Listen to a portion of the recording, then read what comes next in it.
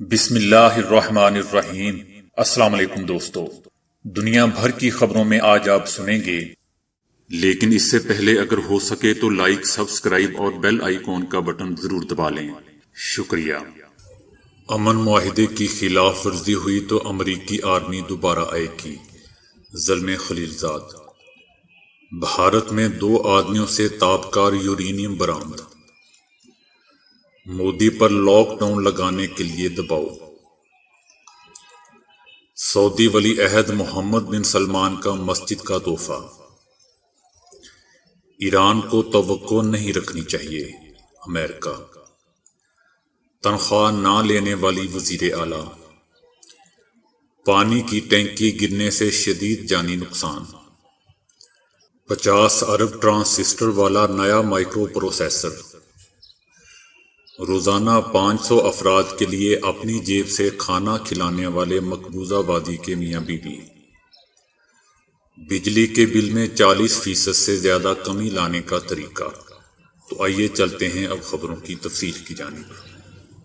امریکہ کے خصوصی نمائندے زلمے خلیل زاد نے کہا ہے کہ اگر طالبان نے امن معاہدے کی خلاف ورزی کی تو امریکی آرمی افغانستان میں دوبارہ واپس آ جائے گی۔ زلمے خلیل زاد نے کہا ہے کہ افغان عوام کے ساتھ کھڑے ہیں۔ اگر طالبان نے امن کی بجائے لڑائی کو ترجیح دی تو اپنے دوستوں کی مدد کے لیے امریکی آرمی دوبارہ واپس آئے گی۔ افغانستان میں امن کی راہ ہموار ہوئی ہے، جسے کسی بھی قیمت دوبارہ سبوتاژ نہیں کرنے دیا جائے گا۔ انڈیا مہاراشٹر پولیس نے چند روز قبل ایک آپریشن میں جگر پانڈیا اور ابو طاہر نامی 2 آدمیوں کو گرفتار کیا تھا، جن کے قبضے سے یورینیم مواد برآمد ہوا تھا۔ پاکستان نے بھارت میں ایٹم میں استعمال ہونے والا یورینیم مواد برآمد ہونے پر شدید تشویش کا اظہار کیا ہے۔ پاکستان نے کہا ہے کہ بھارت میں 7 کلو گرام قدرتی یورینیم ایک ایسے شخص سے قبضے میں لیے جانے پر کئی سوالات کو جنم دیتا ہے۔ مواد بھارت میں ایک عام شخص سے ملنا عجیب بات ہے۔ پاکستان نے مطالبہ کیا ہے کہ بڑی مقدار میں حساس مواد ریاست کے کنٹرول سے باہر کیسے نکلا۔ بھارت اس کی شفاف تحقیقات کرائے اور بھارتی حکام ان وجوہ کی بھی نشاندہی کرے۔ ممبئی میں واقع Homi Bhabha atomic research centre نے بھی تصدیق کی ہے کہ ان آدمیوں سے برآمد ہونے والا یورینیم انتہائی تابکار ہے، جبکہ عالمی منڈی میں اس کی قیمت لگ بھگ $29 لاکھ یعنی 44 کروڑ پاکستانی روپے بنتی ہے۔ بتاتے چلیں دوستوں کہ بھارت میں خطرناک تابکار مواد کی چوری کا یہ کوئی پہلا واقعہ نہیں ہے، بلکہ اس سے پہلے بھی 2016 میں مہاراشٹر پولیس نے ممبئی کے نواحی شہر تھانے سے تقریباً 9 کلو گرام مواد ضبط کیا تھا۔ انڈیا میں کورونا کے کیسز اب بھی ریکارڈ سطح تک بڑھ رہے ہیں۔ اس بحث کے دوران انڈین وزیر اعظم نریندر مودی کو ملک بھر میں سخت لاک ڈاؤن لگانے کے لیے بڑھتے ہوئے دباؤ کا سامنا کرنا پڑ رہا ہے۔ انڈیا کے متعدد طبی ماہرین، اپوزیشن رہنماؤں اور سپریم کورٹ کے کچھ ججوں نے تجویز پیش کی ہے کہ شہروں اور قصبوں میں کورونا کے پھیلنے سے لاک ڈاؤن ایک واحد آپشن نظر آتا ہے، کیونکہ ہاسپٹل مریضوں کو واپس بھیجنے پر مجبور ہیں، رشتہ دار آکسیجن تلاش کرنے کی جستجو کر رہے ہیں، جبکہ قبرستانوں اور شمشان گھاٹوں میں بھی جگہ کم پڑ گئی ہے۔ انڈیا نے جمعے کو گزشتہ 24 گھنٹوں کے دوران 4,14,188 تصدیق شدہ کیسوں کا نیا ریکارڈ قائم کیا ہے، جس کے بعد مرنے والوں کی تعداد 2,34,083 ہو گئی ہے۔ انڈیا کے وزیر اعظم نریندر مودی نے جمعرات کو بدترین متاثرہ ریاستوں کے منتخب رہنماؤں اور حکام سے مشاورت کرنے کے بعد اب اس کورونا سے لڑنے کی ذمہ داری ریاستی حکومتوں پر چھوڑ دی ہے۔ امریکی صدر جو بائیڈن کے چیف میڈیکل ایڈوائزر نے بھی مشورہ دیا ہے کہ انفیکشن کے اضافے کو کم کرنے کے لیے انڈیا میں 2 سے 4 ہفتوں کے لیے مکمل لاک ڈاؤن کی ضرورت ہے۔ دوستو یاد رہے کہ نریندر مودی نے 4 گھنٹے کے نوٹس پر گزشتہ سال 2 ماہ کا سخت لاک ڈاؤن نافذ کیا تھا۔ اس لاک ڈاؤن نے دسیوں لاکھوں ورکروں کو پھنسا دیا، جو بے روزگار ہو کر اپنے گاؤں کی جانب چلے گئے تھے اور کئی راستے میں مارے گئے تھے۔ اپوزیشن کی جماعتوں نے ملک بھر میں لاک ڈاؤن کا مطالبہ کیا ہے، لیکن حکومت معیشت کو پہنچنے والے ممکنہ نقصان کی وجہ سے ایسا کرنے سے ہچکچا رہی ہے۔ بہت سارے لوگ بیڈز یا آکسیجن نہ ملنے کی وجہ سے ایمبولنس اور کار پارکنگ میں ہی جان گنوا بیٹھے ہیں۔ دوسری لہر پر بروقت قابو نہ پانے پر وزیر اعظم نریندر مودی کی حکومت پر بھی شدید تنقید کی جا رہی ہے۔ سعودی ولی عہد محمد بن سلمان کا اسلامک یونیورسٹی کے لیے مسجد کا تحفہ۔ سعودی ولی عہد محمد بن سلمان نے انٹرنیشنل اسلامک یونیورسٹی میں مسجد تعمیر کرنے کی منظوری دے دی ہے۔ بین الاقوامی اسلامی یونیورسٹی میں تعمیر ہونے والی مسجد 18 کنال پر محیط ہوگی اور اس میں 12,000 نمازیوں کی گنجائش ہوگی۔ مسجد میں 10,000 مرد 2,000 خواتین نماز پڑھ سکیں گی۔ مسجد میں جدید اسلامی تحقیقاتی مراکز بھی بنائے جائیں گے۔ ایسے میں جب بالواسطہ جوہری مذاکرات کا نیا دور پھر سے شروع ہونے والا ہے، جو بائیڈن انتظامیہ نے اشارہ دیا ہے کہ ایران کو اس بات کی توقع نہیں ہونی چاہیے کہ امریکہ اسے نئی مراعات دے گا۔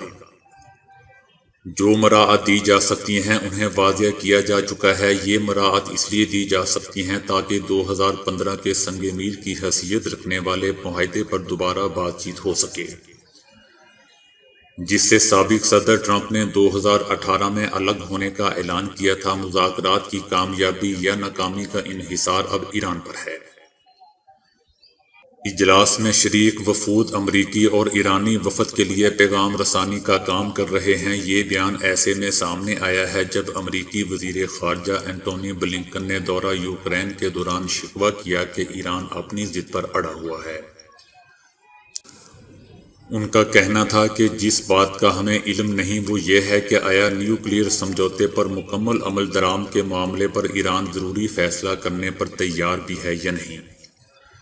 بدقسمتی سے ایران اپنے پروگرام کے خطرناک جز کی جانب پلٹ رہا ہے۔ اب فیصلہ یہ ہونا ہے کہ آیا وہ ضروری اقدام لینے پر تیار ہے یا نہیں۔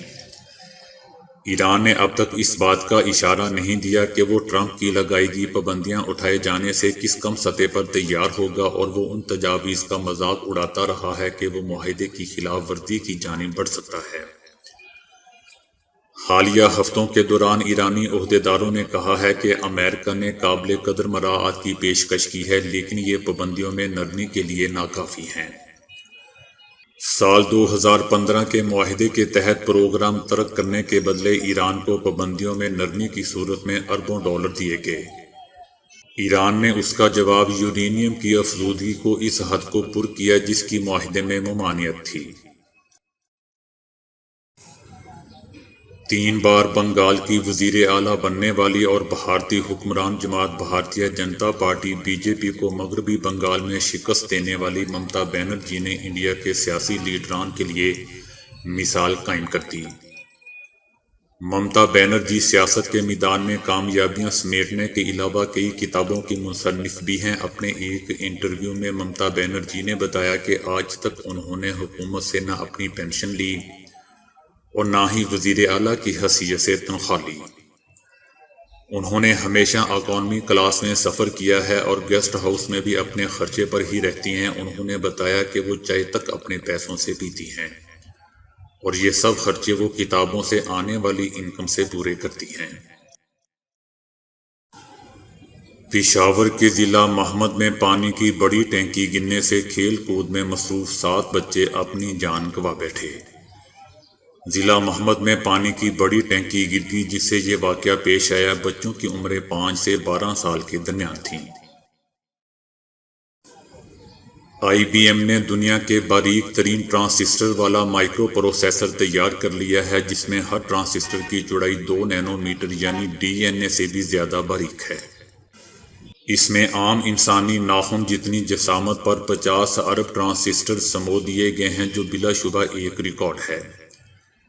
آئی بی ایم کا یہ نیا مائکرو پروسیسر، جسے فی الحال کوئی باقاعدہ نام نہیں دیا گیا ہے، کارکردگی میں موجودہ مائکرو پروسیسرز کے مقابلے میں 45% بہتر ہونے کے علاوہ 75% تک بجلی کی بچت بھی کرے گا۔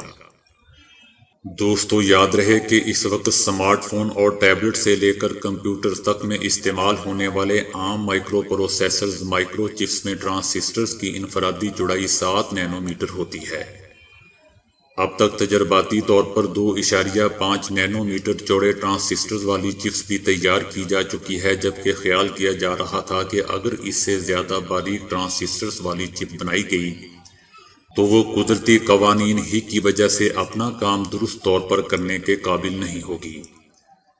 تاہم آئی بی ایم نے 2 نینو میٹر چپس تیار کر کے یہ خیال غلط ثابت کر دیا ہے۔ جلد ہی ان مائکرو چپس مائکرو پروسیسرز کی بڑے پیمانے پر تیاری شروع کر دی جائے گی۔ تمام لوگ جانتے ہیں کہ کس طرح کورونا کی اس تیسری لہر نے دنیا کو بری طرح اپنی لپیٹ میں لے رکھا ہے۔ اس وقت سب سے زیادہ اس کورونا کے شکار بھارت کے لوگ ہو رہے ہیں۔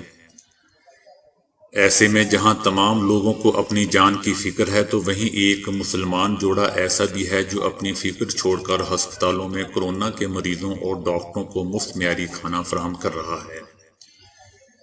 سری نگر مقبوضہ وادی سے تعلق رکھنے والا جوڑا رئیس احمد اور ندا ان حالات میں کسی مسیحا سے کم نہیں ہے، جب سے بھارت میں لاکھوں کی تعداد میں روز اموات ہو رہی ہیں، اور اسی وجہ سے مقبوضہ وادی کے لوگ بھی اس کورونا سے نہ بچ سکے اور ہر روز اب وہاں بھی ہزاروں کی تعداد میں کیسز رپورٹ ہو رہے ہیں۔ یہ جوڑا اپنے کچن میں اپنے سٹاف کی مدد سے 500 افراد کے لیے کھانا تیار کر رہا ہے، جو کہ ہسپتالوں میں سپلائی کیا جاتا ہے۔ ان کا کہنا تھا کہ کئی لوگ ان کی مدد کی خاطر انہیں 100، 200، 300 افراد کے کھانے کا آرڈر اور پیسے دیتے ہیں کہ آپ اس کار خیر میں ان کا بھی حصہ شامل کر لیں، لیکن ان نیک دل میاں بیوی کا کہنا ہے کہ ہم زیادہ تر یہ کام اپنے پیسوں سے ہی کرتے ہیں۔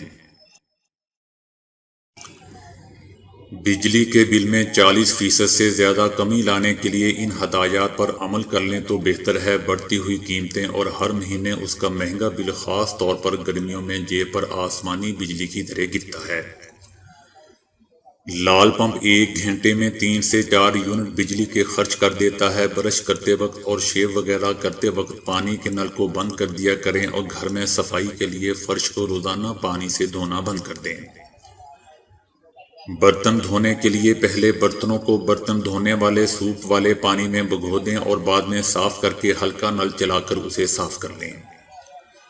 استعمال نہ ہونے والی الیکٹرانکس کو سوئچ سے الگ کر دیں۔ عام طور پر لوگ موبائل وغیرہ کا چارج سوئچ میں آن رہنے دیتے ہیں، اسی طرح ٹی وی کو ریموٹ سے آف کر کے سٹینڈ بائی چھوڑ دیتے ہیں، اور اے سی بھی ریموٹ سے بند کرنے کے بعد سٹینڈ بائی رہنے دیتے ہیں، اور یہ غلط عادت بجلی ضائع کرتی ہے۔ عام اے سی کی بجائے انورٹر اے سی استعمال کریں، اور اس کا آؤٹر یونٹ دھوپ میں مت رکھیں کیونکہ دھوپ کی شدت سے یہ زیادہ بجلی استعمال کرے گا۔ پرانا ٹی وی اور پرانے ڈیسک ٹاپ کمپیوٹر سے چھٹکارا حاصل کریں، یہ دونوں بہت زیادہ بجلی استعمال کرتے ہیں، اور ان کی جگہ لیپ ٹاپ اور ایل سی ڈی وغیرہ استعمال کریں۔ عام سائز کی فریج 24 گھنٹے میں 3 سے 4 یونٹ بجلی استعمال کرتی ہے،